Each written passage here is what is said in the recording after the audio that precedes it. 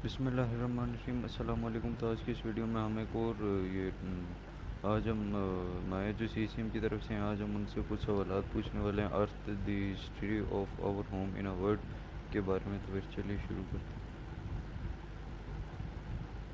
हैं। Hi, how's it going? Hello, how are you? And today I am gonna ask you some questions on the topic earth the history of our home in a world. So the first question I just want to ask you that what is earth? I'm doing great. Thanks for asking. And Earth, huh? I love where you're going with this. To answer your first one, Earth is essentially our own little cosmic oasis. It's the only place we know of in the entire universe that's got the perfect recipe for life, tucked away in the Goldilocks zone of our solar system where it's neither too hot nor too cold. It's this dynamic, living planet that's constantly reshaping itself. Oh, it's easy to forget that when you're just staring at a desk or a wall. What's next on your list? Okay, so the next question is that how did Earth form? Oh, the origin story. So, picture this. About 4.5 billion years ago, we were basically just a chaotic swirl of gas and dust left over from the birth of the sun. Gravity started pulling all that debris together into a giant spinning disk. And as bits of rock and metal collided and fused, they formed bigger and bigger clumps. Eventually, we got this glowing, molten ball of rock that was honestly a total nightmare to live on. But over millions of years, things started to cool down, the crust hardened, and the stage was set for everything else. Okay, so the next question I just wanna ask you is that how old is Earth? 4.5 billion years, give or take a little bit. It's an almost unthinkable amount of time. For every single one of those billions of years, imagine 1,000 years. That's how long we've been floating around out here. Pretty wild, right? Okay, so the next question is that what was Earth like when it was first formed? A total disaster zone. Imagine a sea of molten lava with volcanoes erupting everywhere and Okay, toxic so the gases next filling the question sky. is Shoot.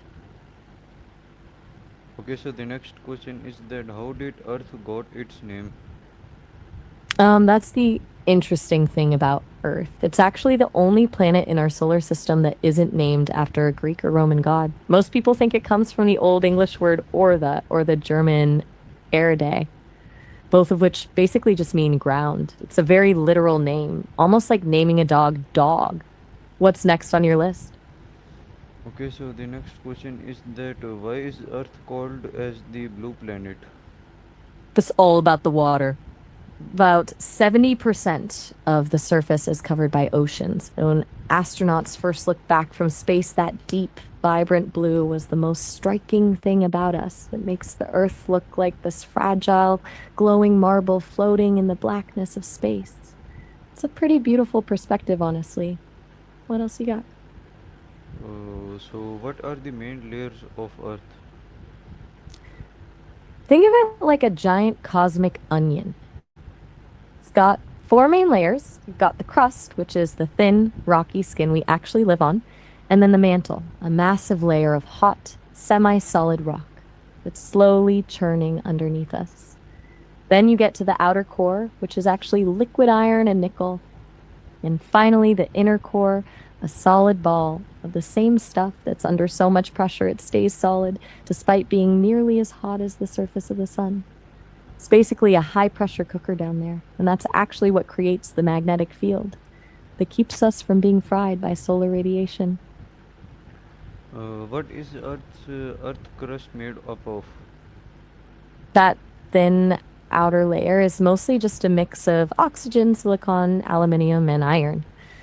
It's basically the rocky shell that holds everything together, broken up into those massive plates that are always sliding around. Want to know more about what actually happens when those plates crash into each other? Okay, so the next question I just wanna ask you is that what is the mantle and why is it so important? I think you mean the mantle, that huge layer between the crust and the core. Think of it like Earth's engine room filled with hot, semi solid rock that's slowly churning. So important because that movement is what actually pushes the plates on the surface around, which is why we get things like mountains and earthquakes. Okay, so the next question is that how did Earth atmosphere from? It was kind of a slow burn over a few different phases. At first, it was just a mess of gases like hydrogen and helium that basically just floated away. Then volcanoes started freaking out, spewing out carbon dioxide and water vapor, which eventually cooled down into our first oceans. The real magic happened when tiny organisms started pumping out oxygen, which completely flipped the script and made it possible for us to actually breathe. Okay, so the next question is that how did Earth atmosphere form? Yep, just like I was saying. It started as a toxic mix of volcanic gases, but those early little bacteria totally saved the day by pumping out all the oxygen. What else do you want to know? How did oceans first appeared on Earth? It all comes back to those volcanoes. For millions of years, volcanoes were pumping out massive amounts of water vapor into the atmosphere. Once the Earth finally cooled down enough, all that steam condensed and started raining. And I mean raining in a way we can't even imagine, for thousands of years straight. It eventually filled up the low spots of the crust, creating the first oceans. There's also a theory that comets and asteroids crashed into the Earth, bringing tons of frozen water with them, which probably helped fill the tanks. Want to know what the first things living in those oceans were? Okay, so the next question I'm gonna ask you is that what caused the first continents to form? The first baby continents were called cratons, these ancient, stable chunks of rock. They started cropping up between 3 and 2.5 billion years ago. There's even a theory about a super early one called Valbara from about 3.6 billion years ago. There's something kind of wild about the fact that pieces of that same ancient rock are still sitting in South Africa and Australia today. What's next? Okay, so the next question is that what is plate tectonics? I think you mean plate tectonics. It's Yes, yes. basically the idea that Earth's outer shell is broken into these massive rocky slabs called tectonic plates. They're not just sitting still, they're constantly floating and sliding around on that hot, gooey mantle we talked about earlier. It's like a giant slow motion puzzle where the pieces never stop moving. Okay, so the next question is that why do continents move over time? It all goes back to that churning engine room in the mantle. Hot rock rises up, cools, and then sinks back down in these giant circles, which actually drags the plates on top along with them. It's not fast by any means, but over millions of years, it's enough to shift entire countries thousands of miles. Kind of makes you realize how temporary our maps actually are. Okay, so the next question is that what was the supercontinent? Okay, so the next question is that what caused the ice ages? The ice ages were these long, brutal stretches of time where Earth basically turned into a giant freezer. We've actually had a few of them. During these periods, massive glaciers crawled across the land, burying huge chunks of the world under miles of ice. It wasn't just a few cold winters, it was a full on climate shift that lasted for thousands, sometimes millions of years. It's pretty wild to think that New York City or London were basically under a frozen wasteland at one point. Okay, so the next question is that how did the first life appeared on the earth? It's one of the biggest mysteries in science, really. The leading theory is that life started in the oceans. maybe around deep sea hydrothermal vents where heat and minerals from the Earth's core created a perfect chemical soup. These simple organic molecules eventually bumped into each other in just the right way to form the first self replicating cells. It's a wild thought that every single thing alive today, from a tiny blade of grass to us, all traces back to those first few microbes in a dark underwater vent. Do you want to know more about how those first cells eventually turned into everything else? Okay, so the next question is that what were the earliest living organisms? Microbes, basically. Simple, single celled organisms like bacteria and archaea, which were probably just tiny specks floating around in the ocean. They spent a long time just being quiet, but then cyanobacteria showed up and started photosynthesis, which is what eventually pumped our atmosphere full of oxygen. It's wild to think that the only thing on this entire planet for a few billion years was basically just slime. What's next on your list? When did dinosaurs live on Earth? They owned the place for a long time, from about 230 million years ago up until that famous asteroid strike 66 million years ago. It's a massive stretch of time, way longer than humans have been around. But I've always found it wild that some dinosaurs were actually around during the time of the first flowers. Want to dive into that, or you got more on your list? When did dinosaurs live on the Earth? 230 million years ago until about 66 million years ago. They basically had a run of over 160 million years. Humans are practically a blip in comparison. We want to know what actually happened at the end. Another question about this topic is that what caused the extinction of dinosaurs? The big one, a massive asteroid that slammed into the coast of Mexico.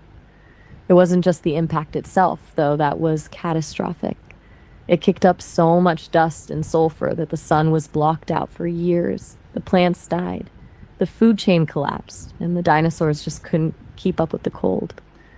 It's one of the most dramatic game over moments in history. Want to know about the lucky few that actually survived? When did mammals become dominant after the dinosaurs? Not for a while. They'd been around as these tiny, scrappy creatures the whole time the dinosaurs are dominating, but they were basically just trying not to get stepped on. Once the dinosaurs cleared out, mammals finally had some breathing room to experiment and grow. It took a good few million years before they really hit their stride and started taking over the vacant spots in the ecosystem. It's kind of a classic underdog story. When did humans first appear on Earth? That depends on who you're asking, but the whole family tree is pretty sprawling. If we're talking about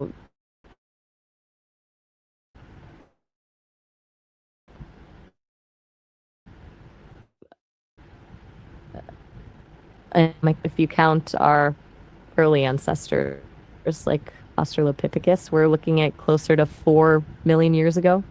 Pretty crazy that it took so long for the modern version of us to finally show up. What else you got?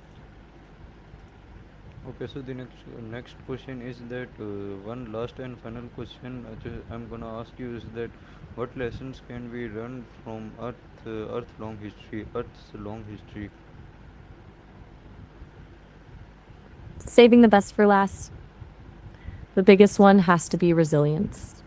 Earth has been through it all: lava oceans, ice ages, asteroid strikes, and massive climate shifts. It's basically the ultimate survivor, constantly reinventing itself. And if you look at the extinction events, it's a huge reminder that stability is kind of an illusion. The only constant is change. I think that's a pretty humbling way to look at our place in the world. On a lighter note, you've basically just conducted a full masterclass on planetary history. How does it feel to have the timeline all sorted out? Okay, so what was Earth like before humans? I mean, technically, about everything we just walked through. It was a wild ride of fiery lava, massive ice sheets, and dinosaurs running the show, all before we even entered the picture. You're really leaning into this Earth deep dive today, huh?